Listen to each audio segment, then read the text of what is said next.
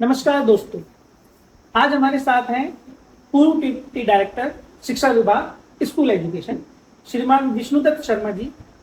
आज हम और मेरे कुछ साथी यहाँ पर पॉडकास्ट लेने वाले हैं सर का, और हम बात करेंगे शिक्षा पर, शिक्षा के तरीकों पर, और सबसे ज़्यादा महत्वपूर्ण अलवर की सबसे खूबसूरत लाइब्रेरी पर, Vidya Kunj library and open park library से शुरू करें।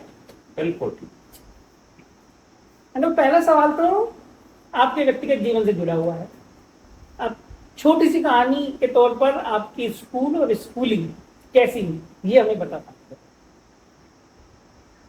मेरा प्रारंभिक जीवन में शिक्षा की व्यवस्था ग्रामीण क्षेत्र की रही है और दूर ग्रामीण क्षेत्र से मैंने शिक्षा प्राप्त की, जहाँ आने जाने के साधनों का भी अभाव था और एक ऐसी स्थिति का हम लोग सामना करते थे कि छुट्टी होती है उस समय धूप में भी पैदल 5-5, 6-6 किलोमीटर आकर के और स्कूल जाते आते थे। तो आज की व्यवस्थाओं में तो अभिभावक बहुत सहूलियत देने लग गए, बहुत विकल्प है लोगों के पास। हमारे जीवन में कभी भी ऐसी स्थिति आई नहीं। हमने कठिनतर स्थितियों का सामना किया, लेकिन फिर भी शिक्षा प्राप्त करने से कभी भी हमने धैर्य नहीं खोया और जैसी भी कठिन स्थितियां थी उनका सामना किया और आज आपके सामने हैं उसी ग्रामीण क्षेत्र की अव्यवस्थित शिक्षा व्यवस्था से शिक्षा प्राप्त करके। आपने गांव से पढ़ाई की अंकल या शहर से?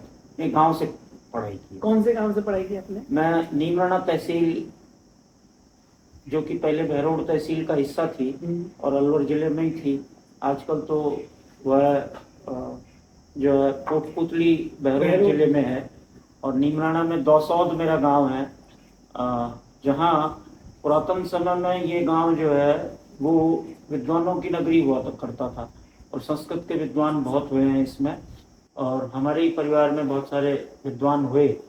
तो उस क्षेत्र की पढ़ाई है मेरी। ऐसी कौन सी घटना रही जिसने आपको शिक्षा विभाग में आने के लिए प्रेरित किया? निसंदेह प्रारंभ से ही गुरुओं के प्रति सम्मान था और जिन गुरुओं ने हमें पढ़ाई करवाई उन गुरुओं की बदौलत हम यहाँ हैं और उन्हीं से हमने प्रेरणा प्राप्त की। मेरे एक बहुत अच्छे शिक्षक रहे जो बाद में सेंट्रल गवर्नमेंट में उच्च पद पर चले गए शिक्षा विभाग में, तेज सिंह मलिक। तो उनसे मैं पढ़ा हुआ हूँ और सदा मुझे ये कहते थे कि तुम प्रेरणादायी व्यक्तित्व के धनी हो, इसलिए जो है आप शिक्षक के रूप में कार्य करेंगे तो ठीक रहेगा, और मैंने इस व्यवस्था को चुना। ठीक। आपके पूरे के पूरे करियर में, खासतौर पर एजुकेशन फील्ड के करियर में, कोई सबसे खास एक्सपीरियंस आपका रहा हो तो आप हमें बताएं। निसंदेह जब मैं प्रधानाचार्य से जिला शिक्षा अधिकारी बना तो जयपुर में मेरी पोस्टिंग हुई, और जयपुर की पोस्टिंग का मतलब है कि बहुत सारे प्रेशर का सामना करना। मैं एक छोटे से शहर अलवर से गया था, लेकिन फिर भी जिस प्रकार के भी प्रेशर आते थे और जिस प्रकार की व्यवस्थाएं मेरे समक्ष आती थी, मैं उनका धैर्य से सामना करता था। और मुझे अच्छे से प्रसंग याद हैं कि कोई बहुत उतावला और बहुत गुस्से में भी अगर कोई व्यक्ति मेरे सामने आता था तो मैंने तय किया हुआ था कि पहले इनकी बात सुनने से बहुत कुछ ठीक हो जाता है मामला, और फिर किसी भी समस्या का हल अपनी उस व्यवस्था के अंतर्गत ही होता है। व्यवस्था से बाहर जा नहीं सकते और गलत काम कोई हो नहीं सकता, ना गलत काम कर सकते हैं और ना गलत काम वो चाहता है। तो इसलिए धैर्य एक रामबाण औषधि है अधिकारी के लिए, और धैर्य से जो है मैंने 4.5 साल जो है जयपुर में जिला शिक्षा अधिकारी पद पे और उपनिदेशक पद पे व्यतीत किए और सफल रहा। ये आप सब लोगों के लिए भी एक सजेशन है। रामबाण इलाज क्या है किसी भी चीज का? धैर्य, पेशेंस, धैर्य और निरंतरता महान लोगों का गुण है। ये लाइफ लर्निंग है हम सब। सर अब उस विषय पर आते हैं जो मेरे दिल के बहुत करीब है और जिस विषय के कारण हम लोग यहाँ पर हैं, विद्याकुंज लाइब्रेरी। मतलब ये जब मैं विद्याकुंज लाइब्रेरी को देखता हूँ तो मुझे अलवर की शिक्षा व्यवस्था में चमत्कार की तरह नजर आती है। जब मैं बच्चा था, मैं पढ़ाई कर रहा था, तो हमारे लिए कोई ऐसी लाइब्रेरी नहीं थी। हम जब जयपुर को देखते थे, दिल्ली को देखते थे, हमारे मन में आता था कि हम जयपुर दिल्ली जाएं, अच्छी लाइब्रेरी को ज्वाइन करें। इसी वजह से शायद मैं कई बार विश्व पुस्तक मेला में जाता हूँ, किताबें देखता हूँ। अब जब ये सपना पूरा हुआ, चलो मेरी पढ़ाई तो लगभग पूरी हो गई। जिस किसी ने भी अलवर शहर में पहली बार इस विद्याकुंज लाइब्रेरी का सपना देखा, जिसने पूरी यात्रा शुरू करने की सोची, कौन था वो शख्स जिसके मन में सबसे पहले विचार आया कि विद्याकुंज लाइब्रेरी होनी चाहिए, और इसकी शुरुआत कैसे हुई? प्रथमतः मैं माननीय जिला कलेक्टर अलवर मैम अर्तिका जी शुक्ला को इस बात के लिए 100 क्रेडिट देना चाहूँगा कि उनका अपना ये विचार था और उन्हीं की प्लानिंग थी, और यूआईटी के माध्यम से, जो कि अध्यक्ष हैं वो यूआईटी के, उसके माध्यम से ये सारा कार्य पूरा हुआ।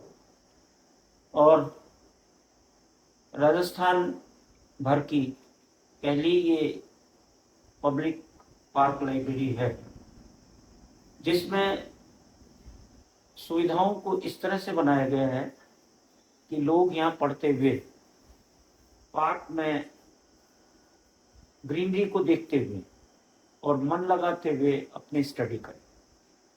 ये थीम सबसे इम्पोर्टेंट थी, और मैं समझता हूँ कि पार्क लाइब्रेरी अपने उन उद्देश्यों में कामयाब भी रही।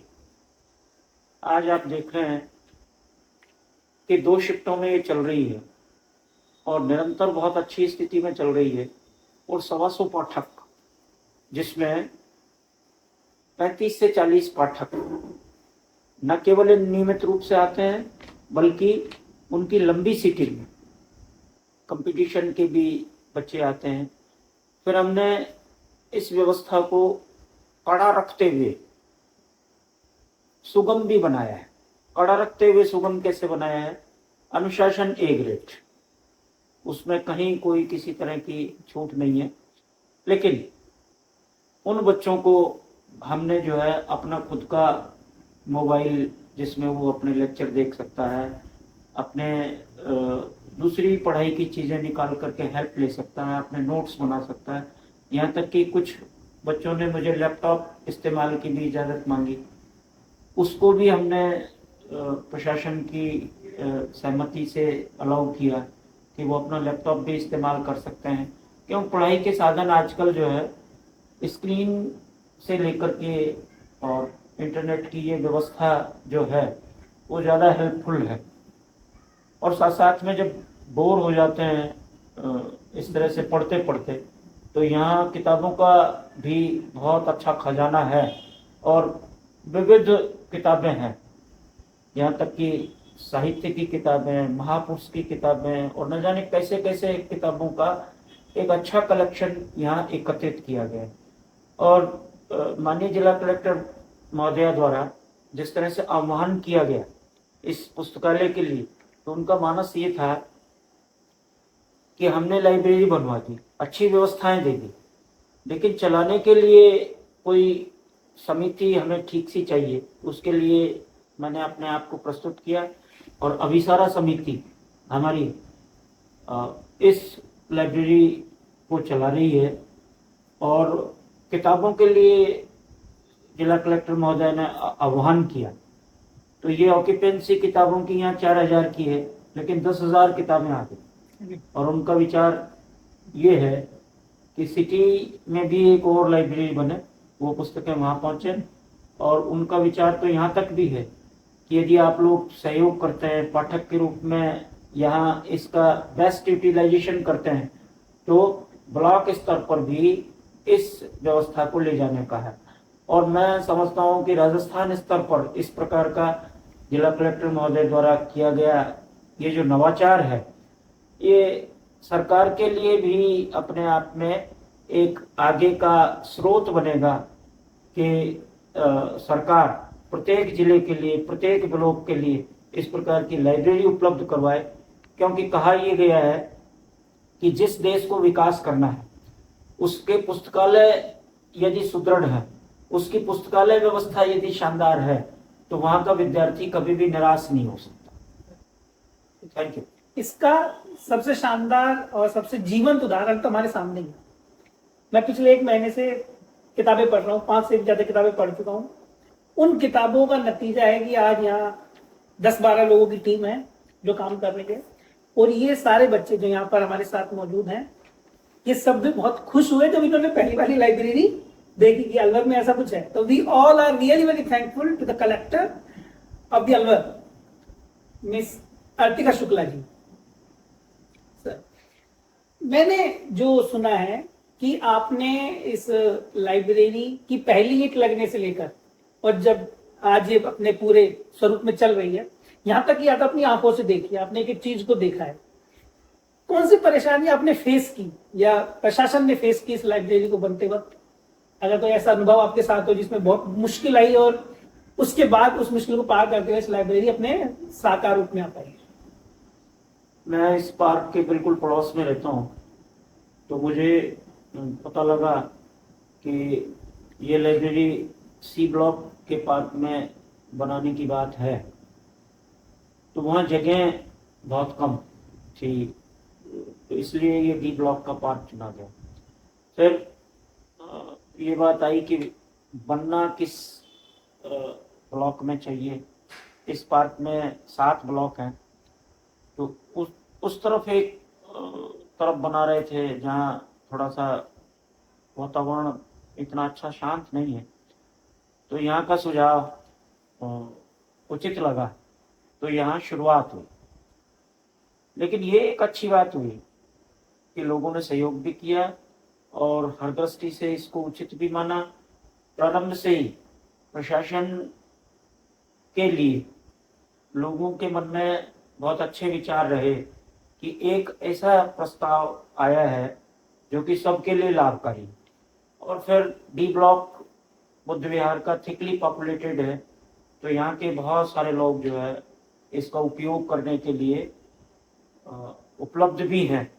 और मैं समझता हूँ कि एक ऐसा आइटम ये तो बन गया कि पूरे शहर के लोग, कभी कभी मैं इस रजिस्टर में दर्ज पता देखता हूँ तो कोई काला कुआ से आ रहा है, कोई कहीं से आ रहा है, कोई कहीं से आ रहा है, तो मैं उनको धन्यवाद देता हूँ कि आप बहुत दूर से आए हैं, बैठो, नहीं सर देखने के लिए आए हैं, दोबारा आएंगे। और बाहर की साज सज्जा देख रहे हो आप, निरंतर मेहनत होती है। तो ये इस ब्लॉक में एक ऐसा फिट स्थान था जो प्रारंभ से ही चला, किसी प्रकार का कोई व्यवधान नहीं आया और अच्छा बना।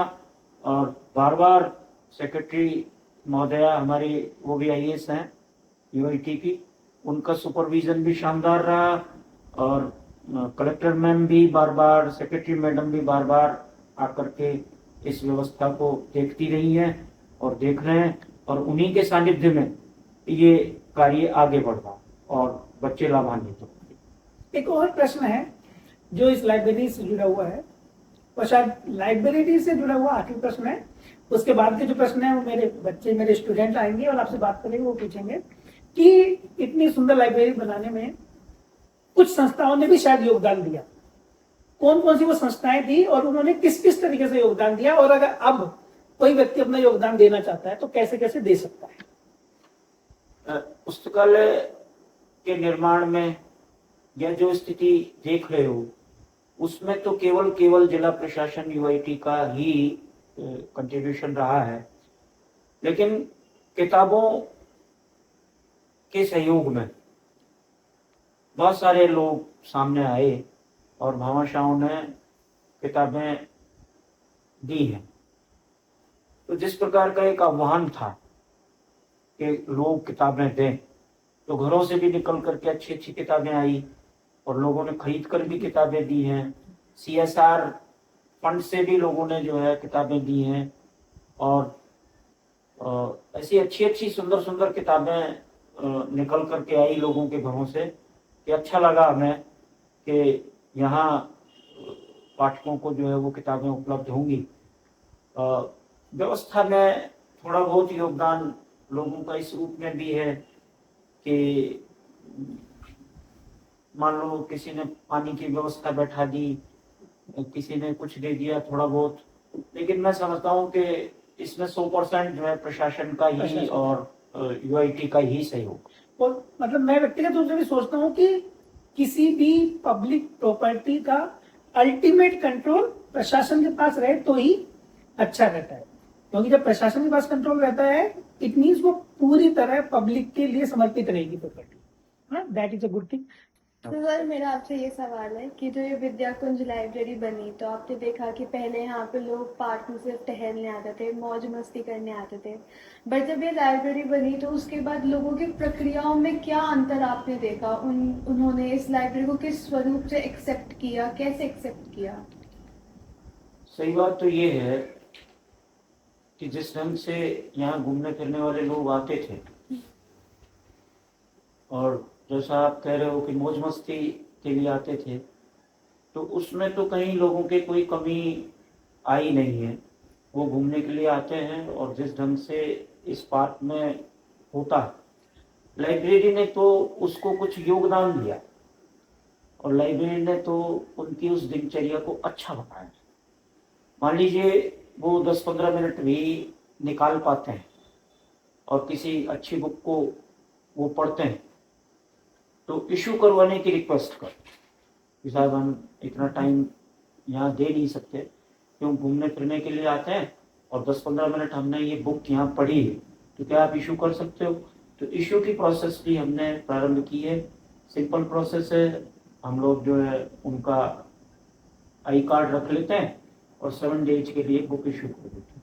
तो इस तरह से एक अच्छी व्यवस्था यहाँ सुबह सुबह आप देखेंगे और सायंकाल देखेंगे तो पार्क में लोगों की संख्या दुगनी तिगनी हो गई इस पुस्तकालय की वजह से।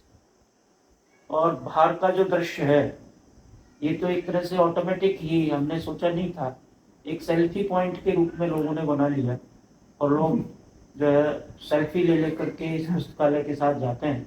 बाहर इतना सुंदर वातावरण बन गया। तो लाइब्रेरी ने तो बल्कि घूमने फिरने वालों के लिए बहुत ही एक अच्छा वातावरण उपलब्ध करवाया है, और वो जो घूमने फिरने वाले हैं वो आकर के यहाँ पुस्तकों का भी बड़ा भारी आनंद लेते हैं। और थीम भी यही है कि पार्क वालों के लिए यहाँ पठनीय सामग्री भी यदि उपलब्ध हो तो उनके लिए सुबह की वो सैर है वो बहुत आनंददायक बन सकती। सर आप जैसे यहाँ पे देखते हैं कि यहाँ पे आपने जैसे बताया था 30-40 छात्र रोज आते हैं, तो आपने कोई उनमें पॉजिटिव चेंज देखा कि लाइक बुक्स पढ़ने से उनके लाइफ में आपको कुछ लगा हो कि हाँ इनमें एक पॉजिटिव चेंज आया है, या उनके करियर में कोई एक पॉजिटिव चेंज आया है? एक्चुअली वो करियर की दृष्टि से ऑब्जर्वेशन के लिए तो अभी इतना समय नहीं हुआ। हम कुछ 6 महीने या साल भर में वो ऑब्जर्वेशन कर सकते हैं, लेकिन उनको एक सुकून जरूर प्राप्त हुआ है, एक आनंद जरूर प्राप्त हुआ है कि हमें इस लाइब्रेरी ने बहुत अच्छा वातावरण उपलब्ध करवाया। ऐसा अच्छा वातावरण कहीं प्राइवेट लाइब्रेरी में भी नहीं। क्यों नहीं है? कि वो लोग केवल कमाने के लिए अपनी व्यवस्थाएं देखते हैं, और फिर छोटी छोटी दुकानों में वो लाइब्रेरीज खुली हुई हैं, और छोटे से एरिया में उन्होंने एक पैक व्यवस्था जो है कर रखी है। और जहाँ मैं समझता हूँ कि अगर यूं भी हाथ कर लिए जाएं तो हाथ से हाथ अड़ता है, तो ऐसी व्यवस्थाएं उन प्राइवेट लाइब्रेरीज में है। तो वो लोग भी यहाँ आना शुरू हुए, और उन्होंने भी अच्छा, बहुत सारे लोग ये महसूस करते हैं कि सर यहाँ के अनुशासन ने भी और यहाँ की व्यवस्था ने भी हम लोगों को बहुत अच्छा एक वातावरण उपलब्ध करवाया, और हम नेक्स्ट एग्जाम में और भी ठीक कर पाएंगे। तो मैं समझता हूँ कि वो खुद अच्छा अनुभव कर रहे हैं, तो उनके करियर के लिए भी अच्छा रिजल्ट आएगा। तो सर आज के टाइम में जैसे मोबाइल या डिजिटल डिवाइसेस से बहुत लोग है ना, लाइक जो भी कंटेंट है वो कंज्यूम करते हैं, तो वहीं एक जो बुक है, तो आप उसको अगर हमें डिफ्रेंशिएट करना, तो वो कैसे बुक क्या वो अलग ज्ञान प्राप्त कराती है हमें, या क्या वो अलग चीज प्राप्त कराती है जो हमें ये आजकल के डिवाइसेस है वो नहीं दे सकते?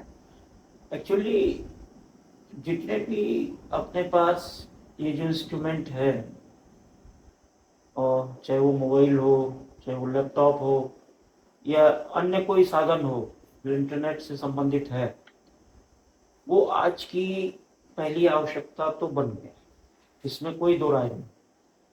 लेकिन उसका बेस्ट यूटिलाइजेशन हो, ये किसी भी स्टूडेंट के लिए बहुत ज़्यादा जरूरी है कि उसकी उंगलियां वहीं तक सीमित रहें जहां तक स्टडी पॉइंट ऑफ व्यू से उचित लगता है, और उसकी उंगलियां इस स्क्रीन पे फिसली नहीं और गड़बड़ हुई नहीं। तो अपने दिमाग को बहुत ही सेंट्रलाइज रखते हुए इस स्क्रीन का यदि उपयोग किया जाता है तो इसके बराबर कोई चीज़ नहीं है। लेकिन किताबों का पढ़ने का जो आनंद है, उसकी अनुभूति को कोई वर्णित नहीं कर सकता। चाहे वो कंपटीशन की किताबें हों, चाहे अच्छे लेखकों की किताबें हों, विद्वज्जनों की किताबें हों, किसी का इंटरेस्ट आध्यात्मिक है। हमारे यहाँ एक स्टूडेंट ऐसा आता है जो सुबह भी आता है, शाम को भी आता है और आध्यात्मिक पुस्तकें पढ़ता है। बहुत अच्छा कलेक्शन है हमारे पास आध्यात्मिक पुस्तकों का, तो उसको अलग ही आनंद प्राप्त होता है। फिर यहाँ हम ऐसे विद्यार्थी को अलाउ ही नहीं करते जो स्क्रीन का पॉजिटिव सदुपयोग नहीं करता। कभी कभी कोई गड़बड़ भी करता है तो मैं उसको तुरंत उसके फेस रीडिंग से समझ जाता हूँ कि ये अब जो है स्क्रीन का गलत उपयोग कर रहा। तो ऐसे बहुत सारे स्टूडेंट को मैं टोकता भी हूँ, कहता भी हूँ, और वो उस बात को मानते हैं। तो मैं समझता हूँ कि साधन तो दोनों ही ठीक हैं। किताबों का भी भरपूर उपयोग करिए। बहुत सारी चीज़ें ऐसी हैं जो किताबों का भी सहारा लेना पड़ता है, और किताबों का सहारा लेते हैं तो भी ठीक है, और इन डिवाइसेस का उपयोग भी करते हैं तो भी ठीक है।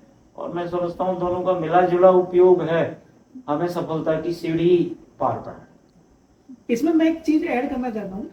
अंकल ने कहा था कि वो जो अनुभव है किताब पढ़ने का वो स्क्रीन पर नहीं है। इसमें एक बात यह है कि किताबों में आप शब्दों को छूते हैं, जो टच है आपका पेपर का ना, उस शब्द को छूने का, और किताब खुलती है तो उसमें महक आती है। ये वो लोग जानते हैं जो किताबों को अच्छे से पढ़ते हैं। आप नई किताब लाइए, आप पहली बार खोलिए, आपको उसकी महक महसूस होगी। स्क्रीन पर वो महक और वो टच आपको महसूस नहीं होता है।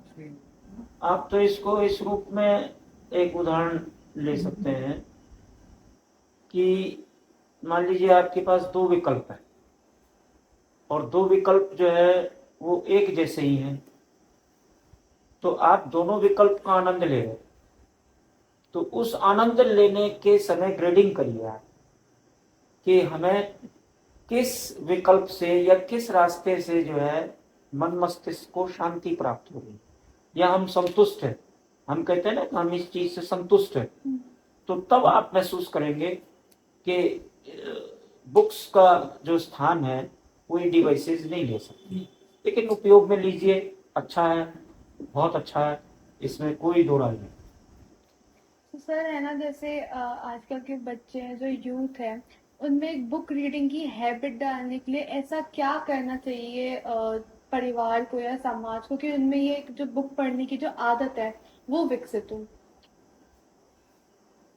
ये निश्चित रूप से कहा जा सकता है कि जो स्क्रीन को पकड़ने का जो रोग है वो एक तरह से अपने मस्तिष्क को एडिक्ट करता है। और आप सब लोग यूथ हैं, देख भी रहे होंगे कि अपन यदि गणना करें और अपने स्क्रीन टाइम को रोज कैलकुलेट करें और एक जगह लिख लें कि आज मैंने स्क्रीन का इतना उपयोग किया, और उस ऑब्जर्वेशन को महीने भर बात करने के बाद थोड़ा स्क्रीन टाइम घटाने की कोशिश करें, तो आप देखेंगे कि दिमाग एकदम से खराब हो जाता है कि मैं क्यों कर रहा हूं ऐसा, क्यों नहीं इसको और बढ़ाऊं। तो ये एडिक्टनेस है। तो इस स्क्रीन ने हमको जो है एडिक्ट की ओर धकेल दिया है, इसको हम कम करें। पुस्तक कभी भी जो है वो एडिक्टनेस को सपोर्ट नहीं करती। पुस्तक जो है हमेशा आपको सुकून देगी, और कभी भी पुस्तकीय जो ज्ञान है या पुस्तक का अपना एक ऑरा है, वो कभी भी ये नहीं कहता है कि आप एडिक्ट हो गए, है ना। लेकिन ये है, एक तो क्या है कि जैसे उंगलियों का बराबर चलना,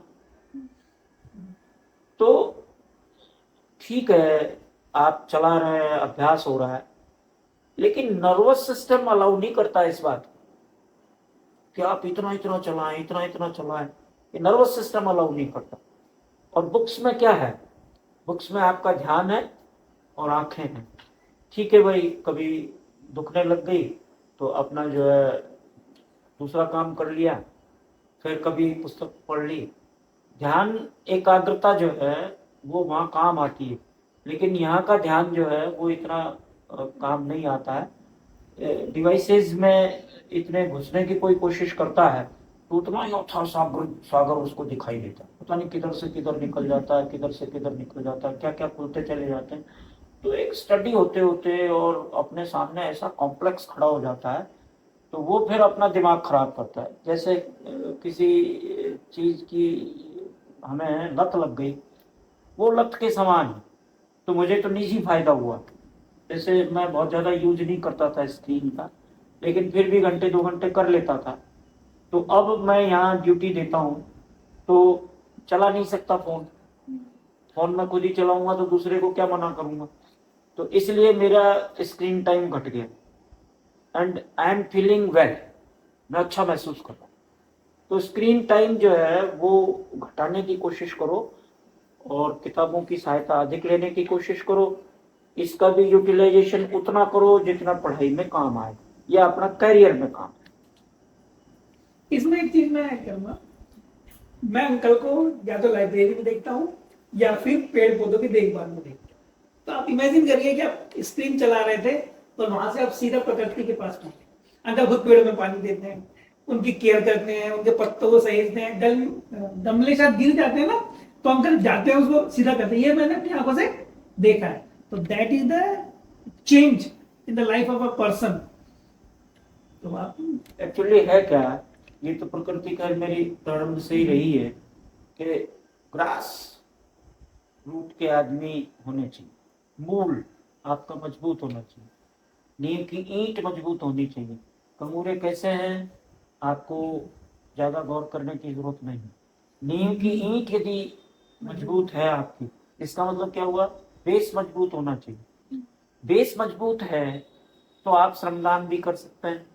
बेस मजबूत है तो सामने पड़ी हुई किसी गंदी चीज से घृणा ना होकर के तुरंत उसको हटाने की प्रवृत्ति आप में होगी कि हटाई जाए और यहाँ साफ स्थान दिखना चाहिए, है ना। मैं क्यों हटाऊं, मैंने गंदगी थोड़ी करी। इस तरह का भाव जो है किसी भी व्यक्ति में उचित नहीं है यदि हम इंसान हैं तो प्रारंभ में ही आप विद्यार्थी हैं, कुछ ऐसे करेक्टर्स हैं ना ये डिवाइसेस दे सकती हैं ना कहीं और कहीं से मिल सकता है। केवल जो है ये अच्छी किताबें पढ़ने से और अपने पारिवारिक संस्कार ग्रहण करने से।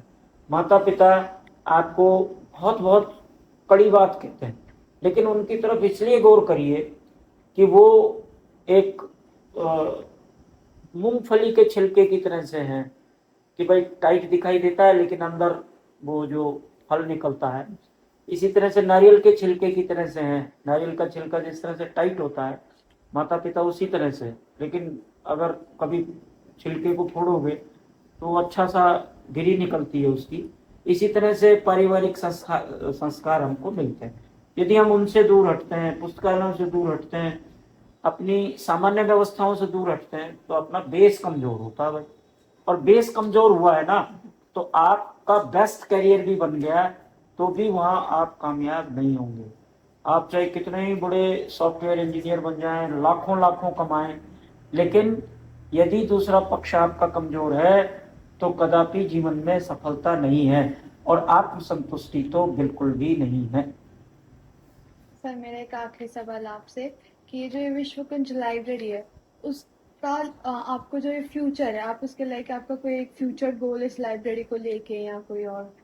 निश्चित रूप से विद्याकुंज जो ये पुस्तकालय बना है, इसका जो वास्तविक उद्देश्य है कि लोग पाठ का आनंद लेते हुए पढ़ें, बस उसको बरकरार रखना है। और माननीय जिला कलेक्टर महोदय का जो एक अपने आप में सपना है, वो सपना यत्र तत्र जो है फैले और भी लाइब्रेरीज बने, वहाँ के पाठकगण भी जो है फायदा लें, यहाँ की संख्या बढ़े। और कई बार तो ऐसा होता है कि हमारे पास ऑक्यूपेंसी नहीं रहती, तो हम लोग ये सोचते हैं कि 2-4 कुर्सियां और मंगा लें ताकि पाठक जाए नहीं और बैठें। ऐसी स्थिति भी एक दिन आएगी निश्चित रूप से, और जो उद्देश्य है इसके, उसमें हम अपनी मेहनत से सफल होंगे। नमस्कार सर।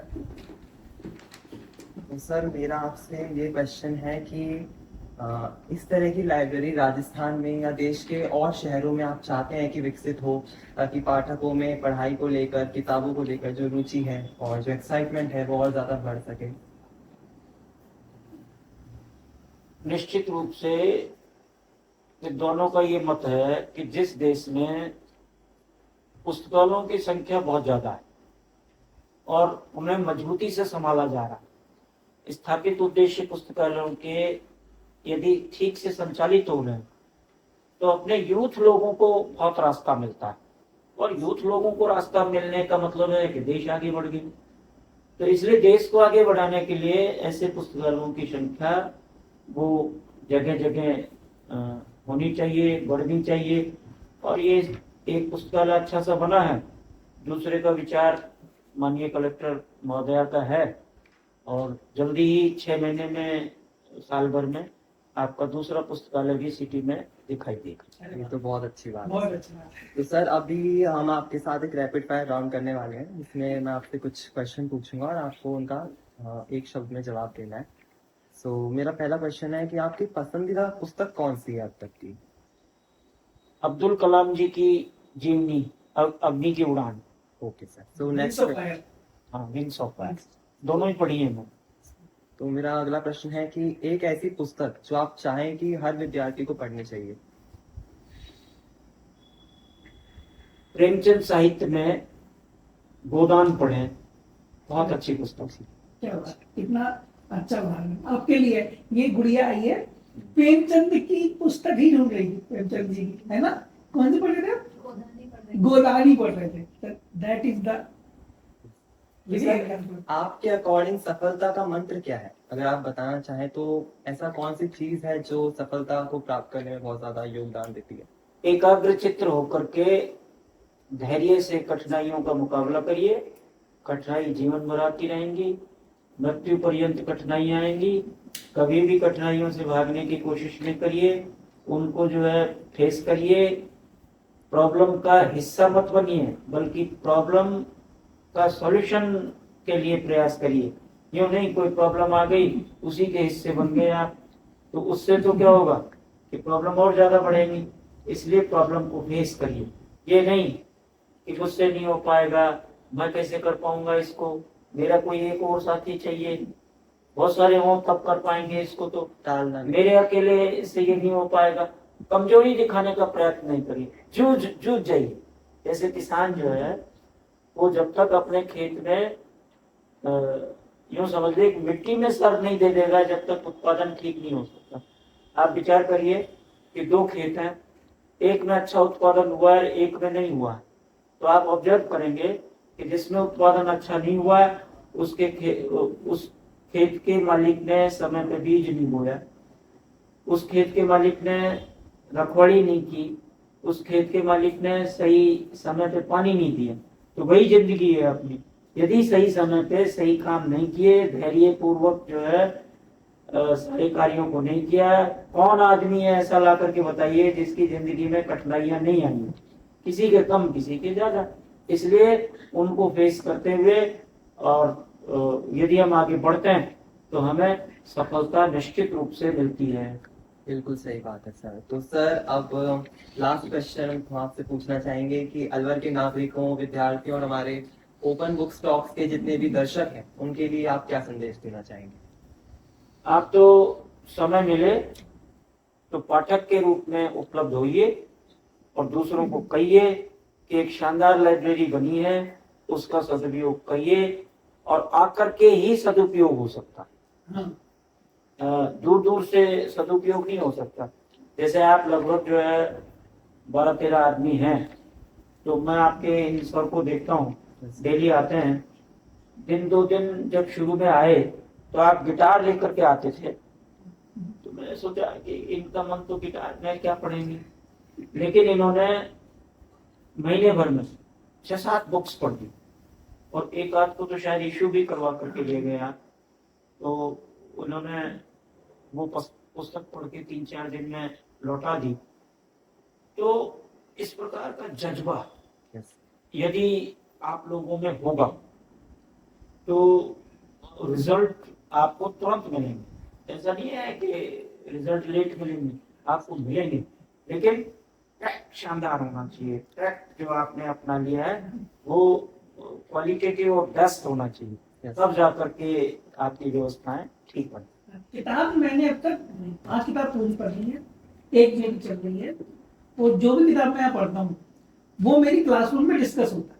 मैं उसको इशू इसलिए कराता हूँ ताकि मैं जाऊँ तो क्लास में बच्चों से डिस्कस करूँ। अभी हमारी मीटिंग थी 2 दिन पहले, तो मेरी जो आखिरी किताब थी, कौन सी थी, बिल्ड डाउनटाउन, वो बुक डिस्कस की गई। बहुत अच्छी किताब है, बहुत अच्छी, बहुत प्यारी किताब है। तो इससे क्या होता है, किताब मुझ तक नहीं रहती, उसको आगे तो भी जाना है। अब वो इन तक पहुंच रही है, मान लो 15 लोग तक पहुंच गई, अभी 15 लोगों से 150 लोगों तक भी पहुंचेगी। आगामी दिनों में बताऊं कि हमने एक कार्यक्रम यहाँ अच्छा सा कर दिया, लाइब्रेरी को साथ जोड़ करके। 5 जून को विश्व पर्यावरण दिवस था, तो उसमें हमने 2 कैटेगरीज में 4 प्रतियोगिताएं करवाई और अच्छे खासे बच्चे, लगभग 100 बच्चे सम्मिलित हुए। तो इस तरह के और भी कार्यक्रम हमारे कराने के हैं और हम लोग आसपास के 10-20 स्कूलों को भी जुलाई माह में स्कूल खुलेंगे, इससे जोड़ने वाले हैं कि वो लोग जो छुट्टी के बाद का समय है वो यहाँ आए और इस पुस्तकालय का आनंद लें। इसी प्रकार से एक हैंडराइटिंग सुधारो अभियान चलाने का मानस है मेरा। हाँ सर, ये स्क्रीन के चक्कर में क्या है कि लोग पेन का इस्तेमाल आजकल कम करते हैं और हैंडराइटिंग की तरफ ध्यान कम देते हैं। एक जो है उदाहरण है गांधी जी का। गांधी जी की हैंडराइटिंग कोई अच्छी नहीं थी, लेकिन 52 वर्ष की उम्र में उन्होंने जो है अपनी हैंडराइटिंग को सुधारने का प्रयत्न किया और वो कामयाब हुए। तो सुधारो अभियान का कोई उम्र नहीं होती है, और यदि प्रारंभ से ही देखा जाए तो उचित रहेगा। आप कितने सारे ऐसे हैं जो कि गवर्नमेंट स्कूल में पढ़े हैं, प्राइवेट स्कूल में पढ़े हैं। प्राइवेट स्कूल में भी इंग्लिश की हैंडराइटिंग की तरफ ध्यान देंगे, हिंदी की तरफ कोई नहीं देता। लेकिन गवर्नमेंट स्कूल में तो दोनों ही हैंडराइटिंग की तरफ कोई ध्यान नहीं देता। भाई हो तो हो, नहीं हो तो नहीं हो। लेकिन ये मान के चलिए आप, जहाँ जहाँ पेन का इस्तेमाल होगा वहाँ वहाँ जो है हैंडराइटिंग के भी नंबर ऑटोमेटिक हमको मिलते हैं, चाहे निर्धारित हो या ना हो। लेकिन एग्जामिनर इस बात से प्रभावित होता है कि he is very good student, क्योंकि हैंडराइटिंग से व्यक्ति का व्यक्तित्व परिलक्षित होता है कि आपकी साफ हैंडराइटिंग है, इसका मतलब आप साफ व्यक्ति हैं। आपकी साफ हैंडराइटिंग है तो इसका मतलब आप अच्छे कपड़े पहनने वाले व्यक्ति हैं। आपकी साफ हैंडराइटिंग है तो इसका मतलब स्वभाव से अच्छे आदमी हैं आप। तो हर चीज में वो हैंडराइटिंग अच्छी दिखाई देगी, तो इसका मतलब आपका टोटलिटी जो है वो अच्छी दिखाई देगी। इसके बेस्ट एग्जांपल मेरे सामने गुड़िया बैठी है। हाँ, इसका 10 आउट ऑफ 10 सीजीपीए था जब मैं स्कूल। उसमें इंटेलिजेंस ही अपनी जगह, मेहनत अपनी जगह है, लेकिन हैंडराइटिंग का भी रोल है। अगर आपकी हैंडराइटिंग अच्छी नहीं है तो आप 10 आउट ऑफ 10 सीजीपीए स्कोर नहीं कर सकते। 1-2 नंबर का एग्जाम में काट ही लेता है, जैसे मेरे जैसे लोग काट लेते हैं, है ना? नहीं होता है, बिल्कुल। तो चलिए इसी के साथ हमारा पॉडकास्ट एंड होता है। Thank you so much sir, आप आए, आपने अपना प्रीशियस टाइम हमें दिया और आपसे बहुत कुछ जानने को मिला। So once again thank you so much.